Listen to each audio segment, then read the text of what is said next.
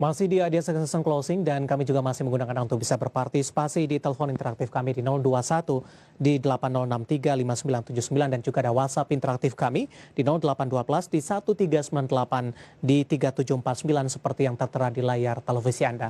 Dan sebelum kita lanjutkan perbincangan, kita akan coba lihat sama-sama bagaimana posisi saham-saham yang direkomendasikan oleh Bapak Kris Aprilioni untuk perdagangan esok hari dan mungkin saja bisa menjadi salah satu referensi untuk Anda.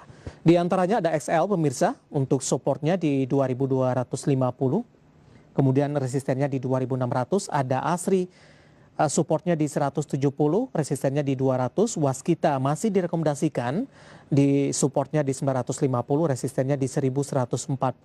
Medco juga direkomendasikan 384 dari sisi support, kemudian juga resisten di 490. Dapat Anda saksikan juga di layar televisi Anda rekomendasi 4 saham, support dan resistennya, kemudian juga rekomendasi untuk masing-masing saham.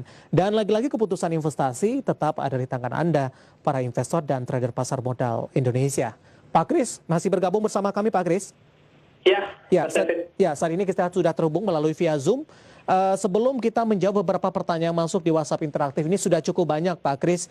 Menyambung perbincang kita di segmen sebelumnya terlebih dahulu ketika dari untuk saham-saham konstruksi yang big cap-nya milik BUMN ini mengalami penguatan signifikan. Bagaimana rekomendasinya untuk anak usaha yang sudah tercatat juga di Bursa Efek Indonesia yang kebetulan hari ini juga mengalami penguatan Pak Kris?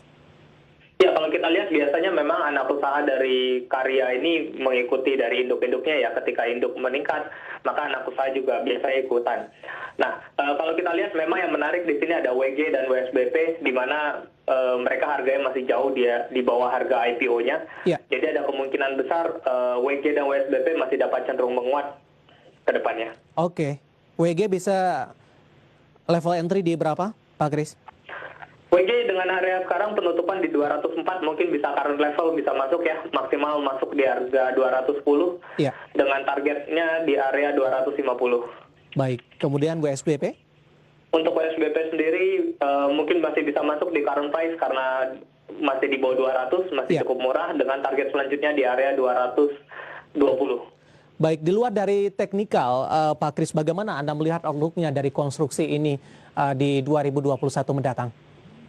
Ya, kalau kita lihat dengan penanganan COVID yang semakin baik ke depannya, dengan vaksin yang kemungkinan besar dapat kembali didistribusikan dan virus corona dapat kembali menurun dari sisi penyebarannya. Nah, seharusnya konstruksi akan cukup baik ya ke depan, ditambah juga seperti tadi saya bilang adanya dana untuk infrastruktur di tahun depan yang meningkat cukup signifikan, tentu itu dapat meningkatkan proyek-proyek maupun laba dari sektor konstruksi ini ke depannya. Ya, dari sisi valuasi tadi juga kita sampaikan beberapa emiten untuk posisi pernya masih minus, Pak Kris. Apakah ini juga perlu diperhatikan tidak, Pak? Ya, kalau kita lihat secara fair memang kelihatannya minus dikarenakan di tahun ini kemungkinan besar konstruksi juga masih akan cenderung sulit ya, dikarenakan proyeknya tidak mencapai target gitu, sehingga memang terlihatnya secara jangka pendek konstruksi mengalami kerugian, tetapi kita harapkan di tahun depan dengan ada pembalikan dari penerimaan proyek yang lebih besar daripada tahun sebelumnya, itu juga meningkatkan PR mereka menjadi positif. Baik, kita akan coba jawab pertanyaan yang masuk di WhatsApp interaktif Pak Kris sambil menunggu partisipasi di telepon interaktif kami. Kita akan coba sapa Ibu Eli di Surabaya. PNBS, Pak Kris, prospek bagaimana? Bisa di hold, nyangkut di level 85. Analisis Anda untuk PNBS? PNBS ini lebih kepada isu-isunya ya. Jadi saya tidak melihat pergerakan yang cukup signifikan, dikarenakan biasanya untuk issue di harga-harga rendah ini biasanya cenderung akan lebih sulit untuk meningkat. Memang kelihatannya secara jangka pendek adanya peningkatan dikarenakan para investor menarik melihat dari issue, tetapi secara jangka panjang saya tidak terlalu menarik untuk melihat PNBS ini ke depannya meningkat cukup signifikan. Ditutup di level 74 melemah di 6,33%. Ambil posisi di 85. Strategi, Pak Kris? Menurut saya dengan kondisi sekarang bisa cut loss terlebih dahulu. Mungkin kalau memang masih menarik untuk masuk di PNBS bisa masuk di area 60-an mungkin akan jauh lebih baik. Baik, untuk meminimalisir kerugian yang terjadi begitu. Betul. Untuk dari PNBS. Selanjutnya kita akan coba sapa Pak Antoni di Tangerang Selatan. untuk Ramayana ada RALS, trennya seperti apa ke depannya, support dan resistennya. Tapi tidak dijelaskan apakah sudah ambil posisi atau belum. Mungkin Pak Antoni ketika berpartisipasi di episode selanjutnya nanti bisa dicantumkan apakah sudah ambil posisi atau belum untuk memudahkan kita menganalisisnya. RALS secara keseluruhan, Pak Kris, analisis Anda. Ya, RALS secara medium term sudah mulai masuk, terlihat adanya penguatan ya dengan area resistance terdekat di area 700. Kalau RALS bisa tutup di harga 700, maka RALS kemungkinan besar dapat kembali ke area di atas 1000-nya. Kalau kita lihat juga dengan penyebaran COVID yang sudah mulai berkurang, kita harapkan juga PSBB juga sudah mulai dihilangkan ke depannya, itu juga dapat meningkatkan kinerja dari RALS ke depannya. Jadi menurut saya dengan harga RALS sekarang di area 600-an, menurut saya ini masih tergolong cukup murah. Oke, confirm terlebih dahulu di 700-an untuk memudahkan perjalanannya ke level 1000, Pak Antoni dari Tangerang Selatan. Selanjutnya kita akan coba sapa Bapak Willy di Jakarta, masih dari retail. Pak Kris, LTPF.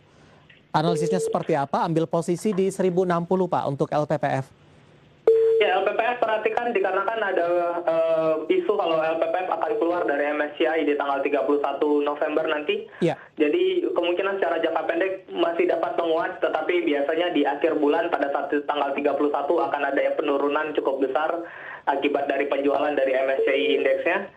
Nah, tetapi kalau kita lihat seperti saya bilang tadi untuk sektor retail, kita harapkan setelah PSBB jika sudah mulai dilonggarkan atau bahkan ditiadakan, itu dapat menjadi sentimen positif bagi LPPF maupun RALS ke depannya. Jadi menurut saya di harga sekarang ini masih bisa di hold ya, dengan batas cut loss di bawah 800 baru bisa di cut loss. Oke, masih ada peluang ke 1060 begitu, Pak Kris? Ya, untuk peluang resistance terdekat sekarang LPPF di area 1120. Ya. Baik, pertanyaan LPPF dari Bapak Willy di Jakarta. Kita lanjutkan kembali. Kita akan coba sapa Pak Bambang di Jawa Timur. UNTR sudah ambil posisi di 22.300, Pak Kris. Bagaimana dengan target sampai dengan akhir tahun nih Pak untuk UNTR? UNTR kalau secara jangka pendek kita lihat di sini ada support cukup kuat ya di area 20.400. Jadi perhatikan area 20.400, selama dia tidak menembus di harga 20.400, kemungkinan besar dia dapat kembali menguat. Namun secara jangka pendek, kalau saya lihat kemungkinan besar UNTR masih akan sideways berada pada area 21.500 sampai 20.400. Oke, sudah ambil posisi di 22.300 di level atas, maksudnya masih tetap direkomendasikan hold begitu Pak? Ya, selama berada di atas 20.400 cenderung masih boleh hold, dan kalau memang secara prospek UNTR masih cukup baik ya, jadi mungkin di bawah 21.000 itu bisa di FS down. Baik, jawaban untuk Pak Bambang di Jawa Timur untuk UNTR 22.300 direkomendasikan untuk di hold dengan tetap memperhatikan batasan dari sisi support yang sudah disampaikan tadi. Semakin menarik Pak Kris, kita akan jeda kembali, masih banyak pertanyaan. Nanti kita akan coba ulas satu persatu dan pemirsa telah bersama kami. Idea Closing akan segera kembali sesaat lagi.